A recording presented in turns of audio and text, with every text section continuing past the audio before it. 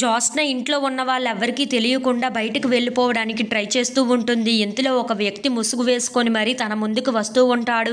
అది చూసి అక్కడ ఉన్న ఆ జ్యోత్స్న అయితే చాలా కంగారు పడిపోతూ ఉంటుంది.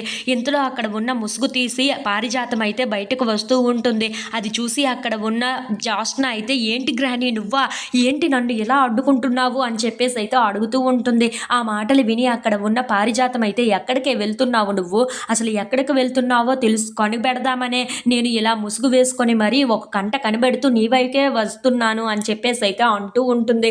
ఆ మాటలు విని అక్కడ ఉన్న కార్తీక్ అయితే, చాలా బాగా చేస్తున్నావు పారు నువ్వు నీ డ్యూటీని అని చెప్పేసి అయితే అంటూ ఉంటాడు. ఆ మాటలు విని అక్కడ ఉన్న పారిజాతం అయితే చాలా సంతోషిస్తూ ఉంటుంది. చెప్పవే చెప్పు, నువ్వు ఎక్కడికి వెళ్తున్నావు ఈ టైంలో అని చెప్పేసి అయితే పారిజాతం జ్యోత్స్నను కొడుతూ ఉంటుంది. అది చూసి అక్కడ ఉన్న జ్యోత్స్న అయితే, గ్రాని నీకో దండం పెడతాను, నువ్వు సైలెంట్గా ఉండవా కాసేపు అని చెప్పేసి అయితే అంటూ ఉంటుంది.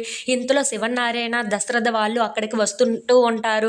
ఏంటి జ్యోత్స్న ఈ టైంలో బయటికి ఎక్కడికి వెళ్తున్నావో, అసలు ఏం చేస్తున్నావో ఈ మధ్యన అస్సలు అర్థం కావటం లేదు అని చెప్పేసి అయితే అంటూ ఉంటుంది. ఇంతలో అక్కడ ఉన్న పారిజాతం మాత్రం జ్యోత్స్నను లోపలికి తీసుకొని వస్తూ ఉంటుంది. అది చూసి అక్కడ ఉన్న జ్యోత్స్న అయితే, ఏంటి గ్రాని నువ్వు కూడా బావతో కుమ్మక్కైపోయి నన్ను ఇలా ఇరికిస్తున్నావు అని చెప్పేసి అయితే అడుగుతూ ఉంటుంది. ఆ మాటలు విని అక్కడ ఉన్న పారిజాతం అయితే, అవునే, దాసి ఎక్కడ ఉన్నాడో కనిపెట్టి తను ఎలాగైనా సరే తీసుకొని వస్తానని నాకు మాట ఇచ్చాడు. అప్పటి వరకు తను చెప్పిన డ్యూటీ నన్ను చేయమన్నాడు అని చెప్పేసి అయితే అంటూ ఉంటుంది. ఆ మాటలు విని అక్కడ ఉన్న జ్యోత్స్న అయితే, ఏంటి గ్రాని ఇలా చేస్తున్నావు నువ్వు, నా వెనకాతల రివెంజ్ తీసుకోవడం ఏంటి అని చెప్పేసి అయితే అంటూ ఉంటుంది. ఇంతలో అక్కడ ఉన్న దశరథ మాత్రం, ఏంట్రా జ్యోత్స్న ఏమీ నాకు అర్థం కావటం లేదు, ఈ మధ్యన అన్నీ ఏవేవో చేస్తుంది, అలాగే చాలా టెన్షన్ పడుతుంది, దాస్ విషయంలో తనని ఎందుకు చంపాలనుకున్నదో నాకు ఇప్పటికీ అర్థం కావటం లేదు, అసలు రోజు రోజుకి ఈ ప్రశ్నలన్నవి ఎక్కువైపోతున్నాయి అని చెప్పి కార్తీక్ని అడుగుతూ ఉంటాడు. ఆ మాటలు విని అక్కడ ఉన్న కార్తీక్ అయితే, అన్నీ నెమ్మదిగా విషయాలు బయటపడతాయి మావయ్య, మీరు కాస్త ఓపికతో ఉండాలి అంతే అని చెప్పేసి అయితే అంటూ ఉంటాడు.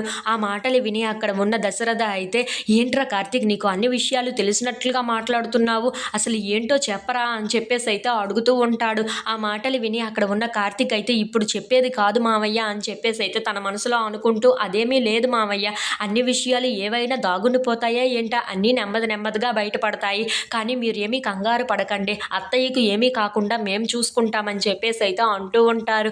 ఆ మాటలు విని అక్కడ ఉన్న దశరథ అయితే సంతోషిస్తూ, సరేరా నువ్వు ఉన్నావన్న ఒక్క ధైర్యంతోనే నేను కూడా ఇలా ఉంటున్నాను అని చెప్పేసి అయితే అంటూ ఉంటాడు.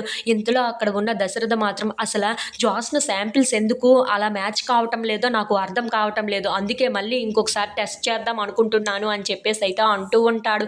ఆ మాటలు విని అక్కడ ఉన్న కార్తీక్ అయితే, మీరు ఎన్నిసార్లు టెస్ట్ చేసినా సరే అవి నెగిటివ్గానే వస్తాయి మావయ్య అని చెప్పేసి అయితే తన మనసులో అనుకుంటూ, సరే మావయ్య మీకు నచ్చినట్లుగానే ఇంకొకసారి టెస్ట్ చేయండి సరేనా అని చెప్పేసి అయితే అంటూ అక్కడి నుండి వెళ్ళిపోతూ ఉంటాడు.